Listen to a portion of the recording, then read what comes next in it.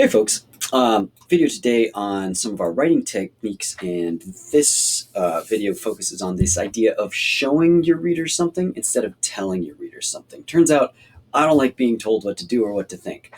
Instead, I like being shown an idea, and then I kind of get to interpret what I'm feeling and what do I want to feel, what do I want to think about this. And good writers have really figured out how to manipulate their readers in a good way, right? I'm not going to tell you what to feel, but I'm going to show you in such a specific way that I'm leading you to feel a particular way about an event or a character or my story in general. So remember, our overall learning target is we're figuring out how to write narratives. And in writing good narratives, we're going to need to use effective techniques and well-chosen details. So let's take a look at this. So when I talk about show, don't tell, first thing we have to do is figure out, what do we want to show? What feelings and emotions, what stories am I telling? What characters am I trying to describe? What are they like? What are their personalities? Those are the kind of things that I have to have figured out in the back of my mind. So this could be a great brainstorm for you before you even start writing. Who are my characters? What are they going through? And what sort of feelings and emotions do I need to convey without saying, I lost my favorite stuffed animal and I was sad? That's a bad story, right? But it could be told much more interestingly if I figured out, okay, what is a 4-year-old going to do and feel and think? What are they going to look like when they lose their favorite teddy bear? So I'll give you some tips on how to do that. But first, let me show you an example. Two different styles of writing. First one is telling. I heard footsteps creeping behind me, and it made the whole situation scarier. Ooh, not very scary if you tell me that it's scary. Horror movies never say you should be scared here, right? They let you feel that fear by what you're seeing on the screen. Instead, you should write something like this. Crunching hit my ears from behind, accelerating the already rampant pounding of my heart. So I was excited, and then I'm starting to get really nervous. I'm hearing someone behind me, right? I'm showing you the situation. I'm not telling you what to think. I'm not telling you, saying that it should be scary. So I've got some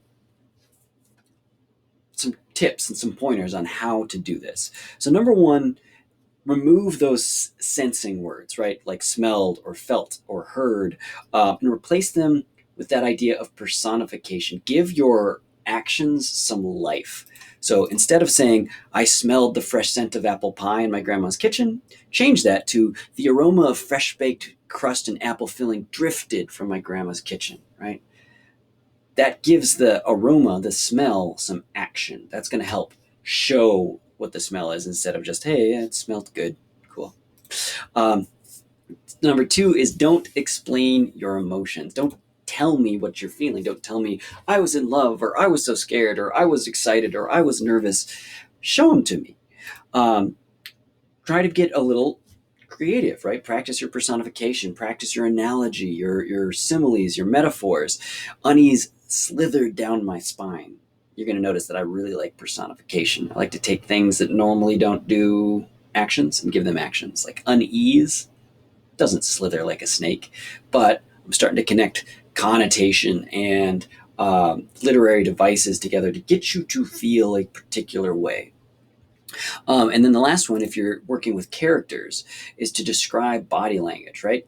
I don't have to tell you that I'm sad for you to understand that I'm sad, right? You can tell my expression if I showed up to class one day like this. Okay, guys, right? So instead of just saying he was sad, try to describe, what does this look like in new and creative ways. So maybe try, his eyes glassed in a distant stare, his head lolled slowly up and down as his body drooped like a doll lost on the floorboards of a car. You can kind of picture a stuffed animal bouncing along as you're going down a road.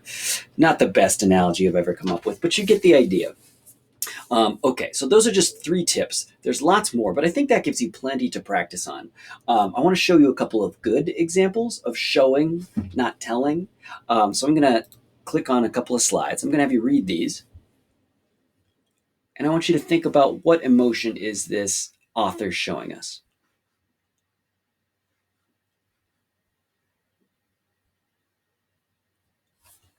All right. So Roberto Bolaño, I really like this one because he's kind of describing the sense of paranoia without telling us that he's paranoid, right? He's having a hard time to sleep. He talks about nightmares. He talks about getting up and checking the door locks multiple times and like, oh, as long as I'm up, I might as well just check it one more time. I know it's closed. Um, it doesn't say paranoid, but it's in the back of my mind as I'm reading this, which is really good. Here's the next one.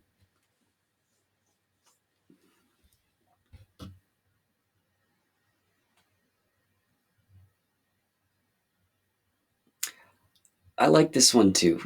Fitzgerald is an amazing writer. Um, And I would describe this one as kind of infatuation. He kind of feels this guy, turns out to be Great Gatsby, um, feels this fate, this destiny that, like, I have my whole life in front of me, but if I kiss this girl, like, everything's going to change. And he's so infatuated by her. I don't say love because I don't think it's love. I think it's like infatuation. Um, that he, feels this one moment is going to change his life forever. Turns out it does. Um, but it's a great way to say like he was completely absorbed by this woman.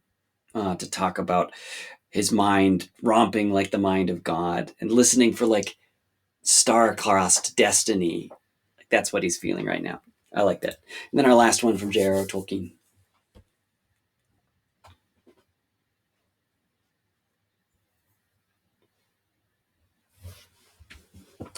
And this one is a great example of like disgust. It's not necessarily an emotion of a person, but it's more of an emotion of a landscape, right? This is not a pleasant place. It's kind of gross. But it doesn't say this is gross and disgusting and kind of sad and perhaps even a bit oppressive. Um, he shows it to us. All right. So use these examples, and we've got a little activity to do on with this activity of showing and telling. All right. Good luck, folks.